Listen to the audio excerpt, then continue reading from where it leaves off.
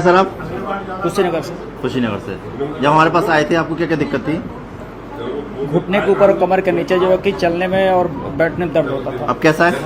पहले से ठीक है। ठीक है। कितने साल से परेशान थे आप?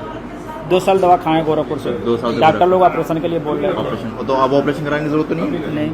तो आप और लोगों से आप क्या कहना चाहेंगे जो लोग परेशान हैं इस समस्या से, ऑपरेशन कराने की सोच रहे हैं, तो आप उनके बारे में क्या कहना उन चाहेंगे? लोगों से यही कहेंगे कि दवा न खा करके जो है कि यहाँ सीधे आपको वहाँ आकर के जो है कि ट्रीटमेंट करा जी, लो। तो कुछ दवा खाने से जो कि तत्कालिक लाभ मिलेगा, भविष्य के लिए लाभ नहीं किसी मिलेगा। तरीके की कोई दिक्कत तो नहीं होती यहाँ पर? नहीं, कोई दिक्कत नहीं है। तो आप बिल्कुल खुश हैं? ठीक है। ठीक है, अब आप ऐसे रहिएगा और ऐसे ही मस्त रहिएगा।